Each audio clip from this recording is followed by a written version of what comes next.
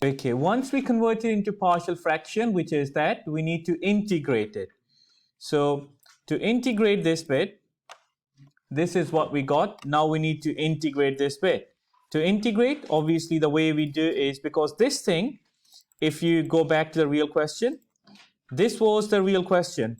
We converted this question into a partial fraction, which is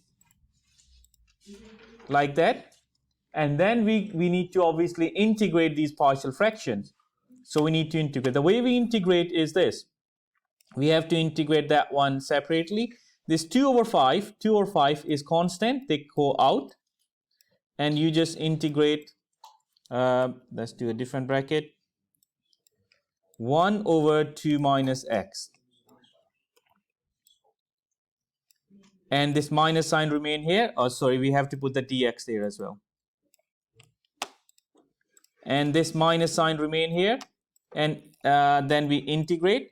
This 3 and this 5 are constant, so 3 over 5 constant are out, and you're going to integrate 1 over x plus 3. Where'd the 1 come from? This one, when 2 goes out, the 1 remains here, yeah, because it's 2 times 1, 3 times 1, and dx. Now, according to the rule of integration, 2 over 5 remain as it is. Let me change the color. 2 over 5 remain as it is. Integration of this thing is ln of 2 minus x.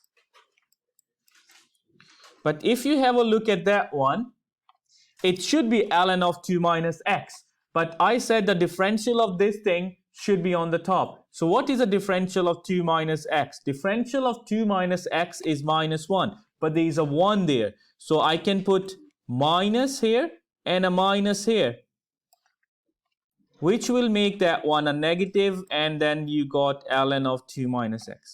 Now here, I got minus 3 over 5, and ln of x plus 3, differential of x plus 3 is 1, which is on the top. So I'm not worried here, x plus 3.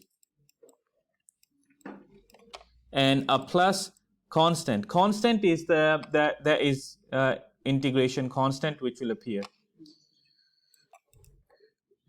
So if you can try question number exercise 1, A, B, and C, please.